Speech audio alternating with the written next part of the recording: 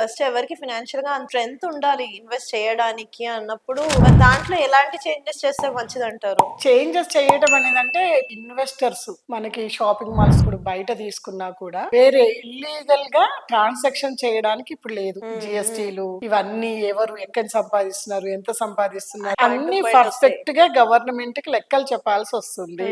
ఇంతకు ముందులాగా లేదు. కాబట్టి ప్రతి ఒక్కరు కన్స్ట్రక్షన్ ఫీల్డ్ లోకి మేజర్ గా ఎంటర్ అవుతున్నారు. మనం పెద్ద పెద్ద companies, so-called companies, pharma industries వాళ్ళు కూడా మన అరవిందో చూస్తే అసలు హ్యూజ్ లెవెల్లో కన్స్ట్రక్షన్స్ నడుస్తున్నాయి. అట్లనే చాలా మెంబర్స్ రియల్ ఎస్టేట్ ఫీల్డ్ లో బిల్డర్స్ గా ఎంటర్ అవుతున్నారు. ఎంటర్ అయినప్పుడు వాళ్ళకి ఎంత పర్సెంటేజ్ కావాలి, వాళ్ళు ఓన్లీ వాళ్ళకున్న డబ్బు అలా రొటేషన్ తిరిగి వైట్ కింద కన్వర్ట్ అయ్యి వాళ్ళకి ఎంతో కొంత 1% వచ్చిన హ్యాపీ వాళ్ళు ఇన్వెస్ట్ చేసుకుంటూ వెళ్ళిపోతున్నారు. కొనగలిగిన వాళ్ళు కొన్నప్పుడు కొంటారు. అదేం పాడైపోయే వస్తువు అయితే కాదు. అపార్ట్మెంట్ కానివ్వండి, కమర్షియల్ గాని కన్స్ట్రక్షన్ చేయడానికి 2-3 సంవత్సరాలు పడుతుంది.